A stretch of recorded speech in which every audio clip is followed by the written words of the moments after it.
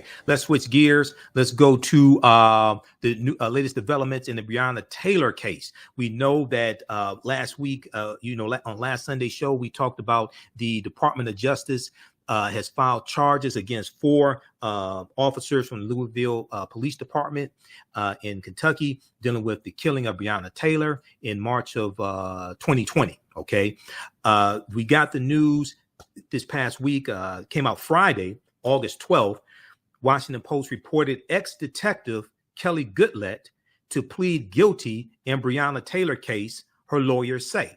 Ex-detective Kelly Goodlett to plead guilty in Breonna Taylor case, her lawyers say. Kelly Goodlett is accused of helping falsify a search warrant and filing a false report to cover it up. Let's dig deeper into this. So former Louisville Police Department Detective Kelly Goodlett, who's a white woman, white female, intends to plead guilty this month to federal charges in connection to the fatal police shooting of Breonna Taylor, and what would be the first conviction in a case that sparked months of racial justice protests in that city of Louisville, Kentucky, and across the country. Now, remember, the spineless Black Attorney General, who's a protege of Senator Mitch McConnell, Daniel Cameron. Remember, he was too spineless to file charges against these officers. He filed charges against one officer, and that dealt with wanton endangerment. That dealt with the officer recklessly firing into a neighbor's apartment. Okay, it had nothing to do with Breonna Taylor being killed. All right, so this is what you're dealing with. So luckily, we got the Department of Justice is on the case, and Assistant Attorney General of the Civil Rights Department, Kristen Clark, okay, is on the case. All right, let's go back to this article here. Okay, let's go back to this article. Kelly Goodlett and her attorney, Brandon Marshall, along with Mike Songer, an attorney representing the Department of Justice, confirmed her plea agreement during an online court hearing Friday. This was Friday, August 12th, before Magistrate Judge Regina S. Edwards in the U.S. District Court of the Western District of Kentucky.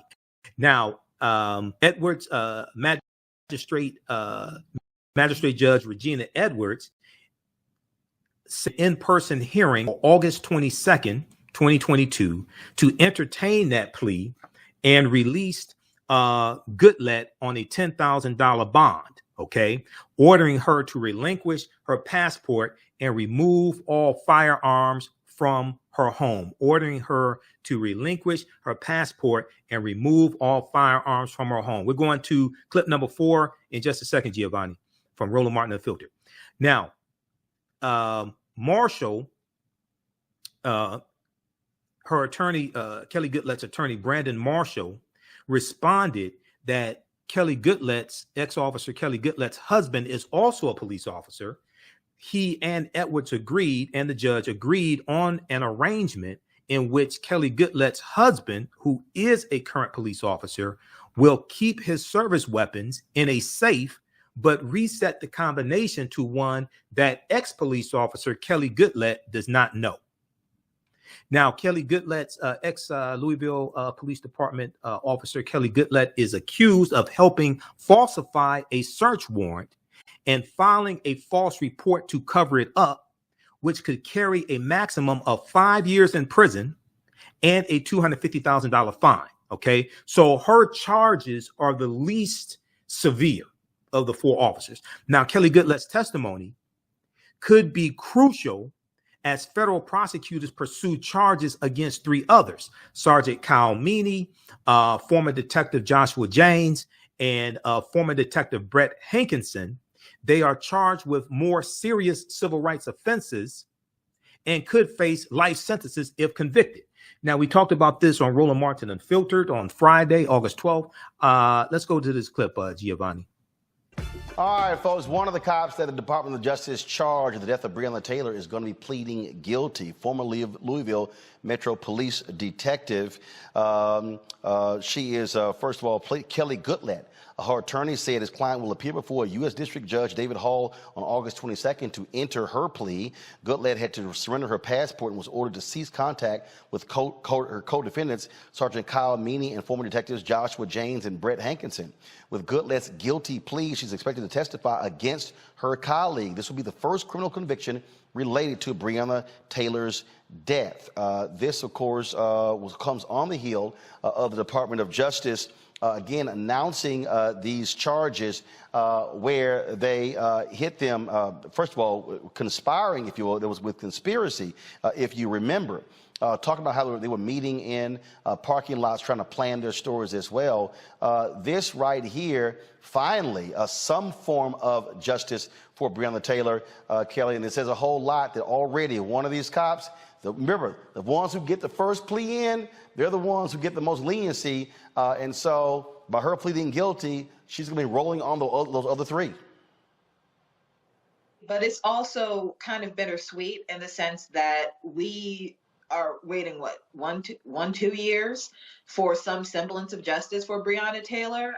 When we had a black attorney, state's attorney, who would rather prosecute someone for the destruction of a wall than the murder of a human being. I will never forget that. I will never forgive that. So seeing this semblance of justice is comforting, but we still got a long way to go. Michael.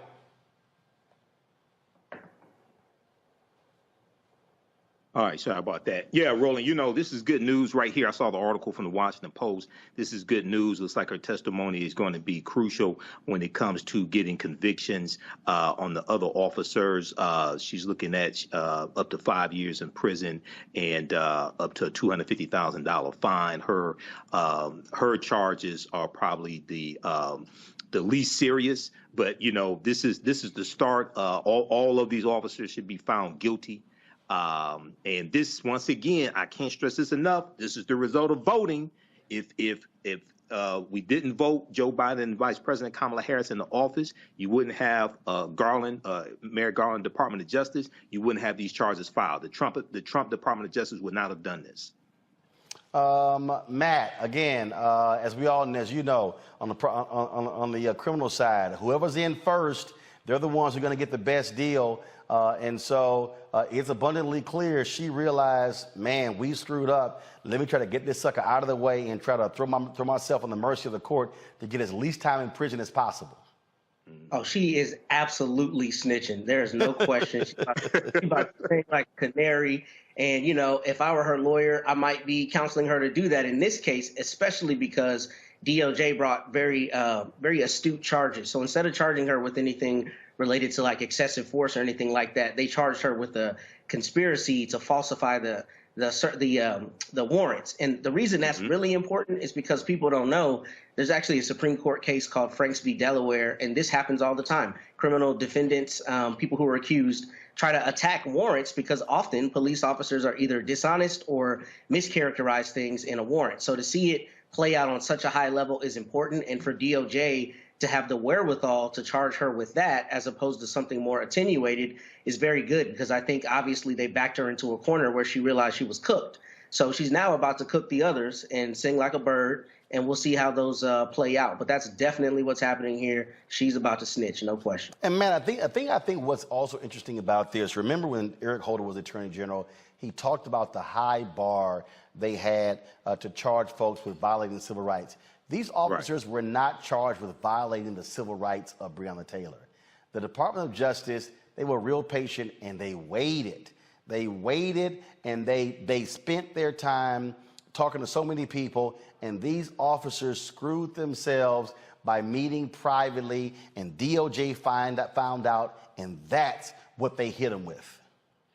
Absolutely. And the scary thing, Roland, is how often this happens in all the cases that don't reach the light of day, right? All the cases that are not at this level, the national level, and they're just as important, but we don't hear them happening as often. So I'm glad that DOJ was methodical and took their time. And look, the reality is when the feds prosecute somebody, it's way different than when the state does.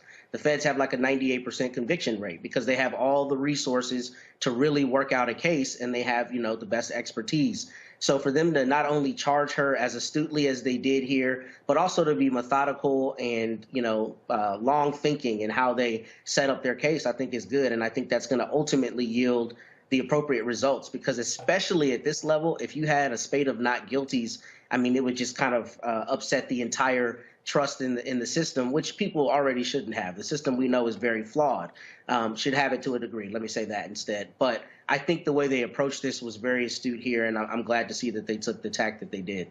And again, for folks who don't understand, and I can't stress it enough, Kelly, the work that Kristen Clark is doing as head of the Civil Rights Division under this Department of Justice. I mean, and Attorney Ben Crump said this, and in fact, Carol, let me know if they ever sent us that doggone video from NABJ.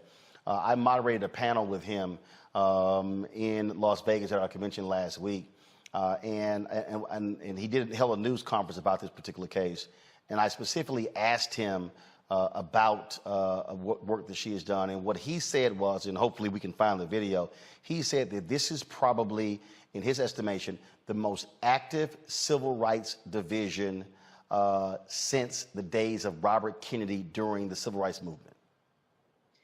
And, you know, shout out to Black Girl Magic on this one, right? You know, not to belittle it or cheapen it by any means, but I am fortunate enough to know the 2% of Black women attorneys, a lot of them, right? And they are just incredible. And Attorney Clark is no different. I don't know her personally, but I'm familiar with her work. She is incredibly thorough. She's incredibly just smart and strategic. And I don't doubt anything that she has done in her division and in her work. This is expected of her because she has basically made the bar as far as excellence is concerned in this regard. So I'm not surprised. But like I said, even though the DOJ is a completely different division, a completely different jurisdiction rather, it's just bittersweet to know that it took this long for a semblance of justice to be served. But I am more than happy that Attorney Clark is the one to be on the path to administer that justice on behalf of Breonna. You made a point earlier. You made a point earlier, Michael, of voting matters. Yes. And again, I keep saying this. I don't know what the hell this White House is doing. Again, why they're not doing more to trumpet what's happening with the Civil Rights Division.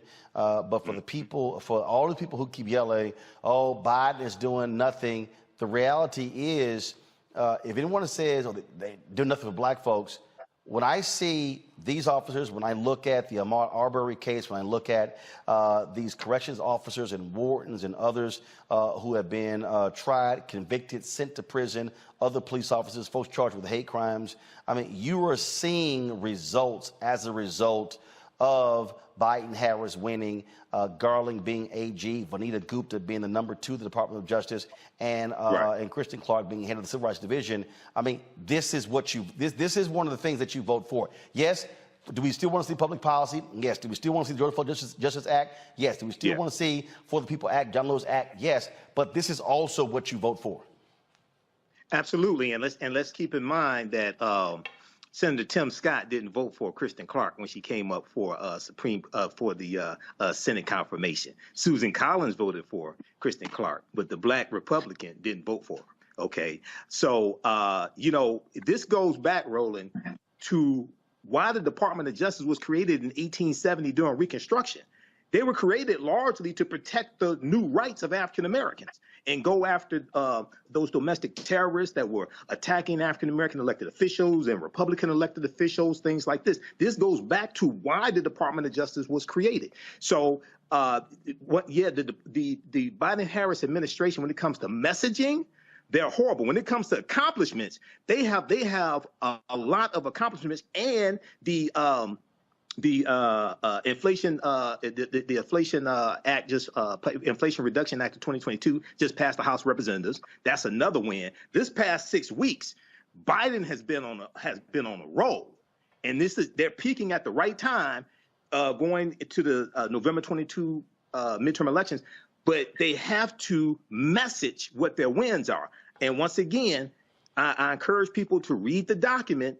The Biden-Harris administration advances equity and opportunity for Black people and communities across the country. That's at whitehouse.gov. It's a 19-page document. It breaks down how the Biden-Harris administration policies are helping the African-American community. And this is only through February 28th of 2022. So the Emmett Till anti-lynching bill is not in this. Judge Ketanji Brown Jackson is not in this. Many other wins that they have is not in this. So they have a problem with messaging, but also many of our people have to do better reading as well. Yeah, but again, I just want people to understand again why people act like, oh, these elections are no big deal. No, they matter, and Absolutely. You got to show the hell up. And this is why you can't be asleep at what happens in November with these midterm elections. And pause it right there. Okay, we're going to pick it up there on the other side of the break, because Roland comes back to me on the panel, and we talk about the power of voting, why it's important to vote, because you would not have a Merrick Garland Department of Justice filing these charges if 16.9 million African Americans did not vote for Joe Biden and Kamala Harris, because the Trump Department of Justice would not file charges. You listen to the African History Network show. I'm Michael Imhotep. We'll be back in a few minutes. All right, pause it right there, Giovanni. All right, absolutely. That's what I'm trying to tell you. Now, let's look at this, because we're almost out of time. Those watching on Facebook and YouTube, keep watching, because we're going to go past the 2 hours. I got a couple more things to cover with you. So follow us on our Facebook fan page, The African History Network, The African History Network, and my YouTube channel, Michael Imhotep, IMHOTEP, because we're going to keep broadcasting. Read this document here. This is what I've been talking about. I'm the only person that I know of who has talked about this document. Nobody else. I'm on different shows. No, I haven't heard anybody else talk about it. I watch MSNBC, haven't heard Joanne Reed, Tiffany Cross, Charles Blow, haven't heard. I don't get paid to do none of this sugar honey iced tea. And I haven't heard one person talk about this document that's at whitehouse.gov. This was updated February 28, 2022. This only deals with about the first year of the Biden-Harris administration, and it's 19 pages. And it breaks down how the policies of the Biden-Harris administration are benefiting the African-American community. When I was on Reverend Al Sharpton's show for 2 hours 2 weeks ago, his radio show, I mentioned this. The Biden-Harris administration advances equity and opportunity for Black people and communities across the country. Go through and read this. So when you come across Simple Simon-ass people who have absolutely no clue what they're talking about and say these policies don't benefit us, the first question I ask them is, what type of research did you do to come to that conclusion? Did you do a 5-minute Google search? Because if you had Googled how have the policies of the Biden-Harris administration helped the African-American community, you know the first thing that comes up? This document I just showed you at whitehouse.gov. So I don't know where a lot of these people are, but or coming from, but anyway, it is what it is. This article here, I mentioned this on Faraji Muhammad's show and also briefly on Roland Martin, and we've talked about it here. We deal with this in my online class that I teach on Sundays, from the Civil War to the Civil Rights Movement and Black Power, 1865 to 1968. This is from the Smithsonian Institute, SmithsonianMag.com, okay? The magazine of the Smithsonian Institute, created 150 years ago.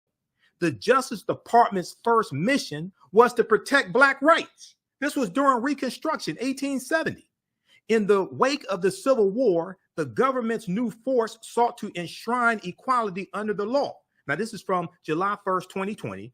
Yes, the Office of the Attorney General was created in 1789, but the Department of Justice wasn't created till 1870. The first Attorney General under the Justice was Amos T. Ackerman, okay?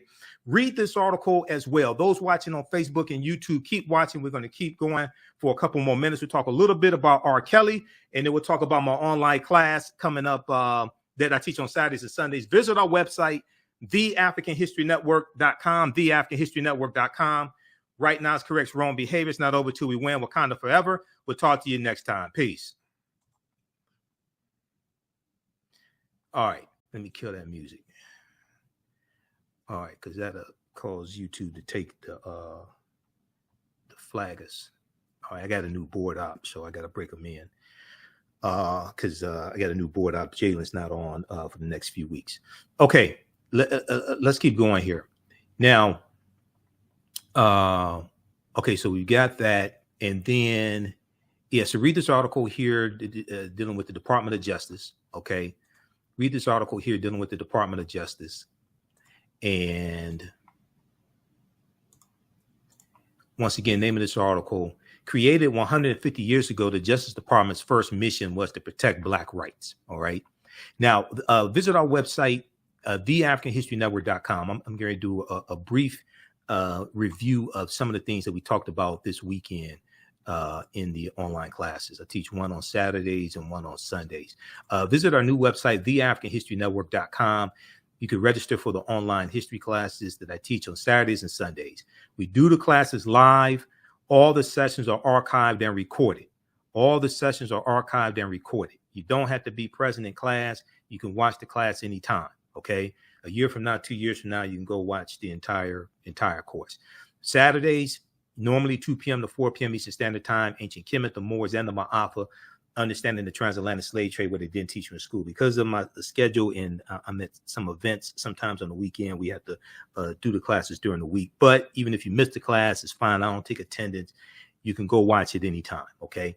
This class is on sale $60, regularly $130. We deal with thousands of years of history and what leads up to the transatlantic slave trade taking place. You can use your debit card or credit card to process the payment. Even though it's on PayPal's platform, you can use debit card or credit card or PayPal. It doesn't matter. If you want to do Cash App, email me through the website. We could do Cash App also. On Sundays, 2 p.m. to 4 p.m. Eastern Standard Time, we had a great class today. From the Civil War to the Civil Rights Movement and Black Power, 1865 to 1968. From the Civil War to the Civil Rights Movement and Black Power, 1865 to 1968. So we start out in 1803 with the Louisiana Purchase, and we deal with history chronologically. I do a PowerPoint presentation. We have book references, articles, video clips. We deal with history chronologically leading up to the Civil War. Then we go analyze the Civil War, 1861, 1865. Reconstruction era, 1865, 1877, Jim Crow era, Great Migration, 1915, 1970, World War I, World War II, Civil Rights Movement, Black Power movement, to understand what happened to us after slavery ended, the laws and policies put in place to suppress African Americans, so we understand how we got to where we are today, so we know where we need to go from here. Okay. The work that I do is larger than the fashion industry. It's larger than the art world. And I believe that I was born to bring newness into this world. I'm Kaima McIntyre. I'm 24 years old and I'm an artist. I create everything from paintings to jewelry design, metaphysical jewelry to be specific, and fashion design. The only reason why my prom dress went viral is because people needed it. Within a few days of going viral, Notori Naughton reached out to me and she's like, I saw your dress, can you make me a dress? I was equally as shocked to be asked by a celebrity to design their dress at the age of 17. That's just one person, and the list just continues to go on, to Janet Jackson, to Tyra Banks. It really hits home. That means that the discussion is happening on the grounds in real time.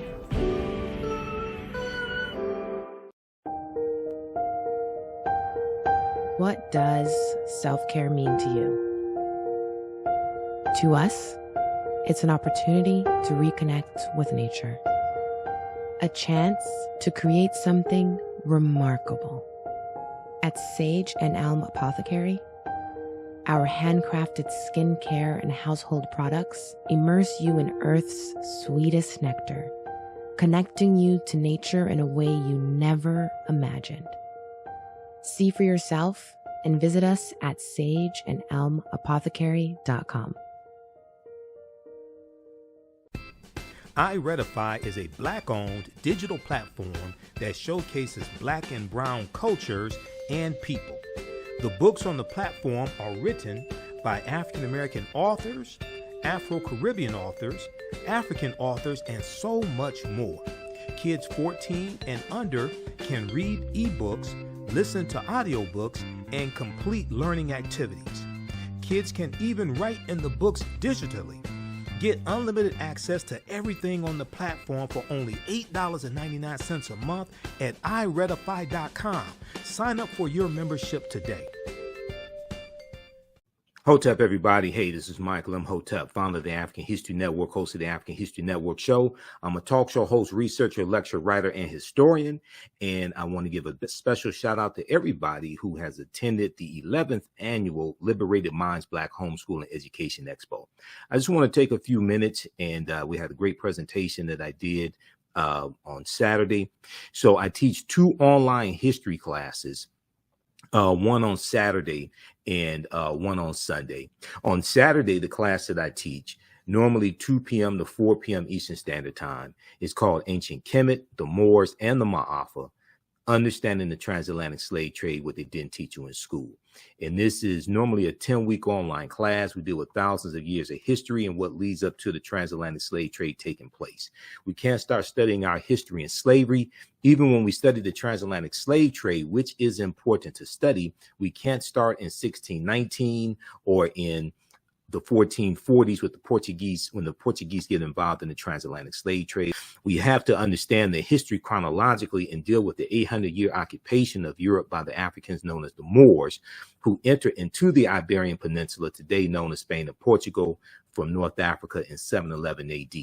When we discuss the transatlantic slave trade, we have to first understand that African people are the original people of North, Central, and South America, and have been in the land we call the United States at least 51,700 years. Now, the second class I teach is on Sundays, normally 2 p.m. to 4 p.m. Eastern Standard Time. It's called From the Civil War to the Civil Rights Movement and Black Power, 1865 to 1968. Now, these classes are normally $130. They're on sale right now, $60. We do the sessions live. All the sessions are archived and recorded, so you can go back and watch it anytime. So a year from now, 2 years from now, you can go back and watch the entire class. With both of these classes, I would say the content is PG-13, so you can use this with your children as well if you want to. Also, you can advertise with the African History Network. We have 3 new advertising packages. Our current promotion is buy 1 month to get 1 month free. We have 1 million followers at our Facebook fan page, the African History Network. And with our platinum package, we'll take out ads on our Facebook fan page for you as well to help maximize your advertising campaign. And we take your 30-second to 60-second commercial, we put into the rebroadcast of our shows, and also into the audio podcast of our shows as well. We only have 20 advertising slots because we have a finite amount of advertising space. Email us at TheAHNShow@TheAfricanHistoryNetwork.com, TheAHNShow@TheAfricanHistoryNetwork.com, or call us 313-462-0003. All right, right now it's correct wrong behavior. It's not over till we win. Wakanda for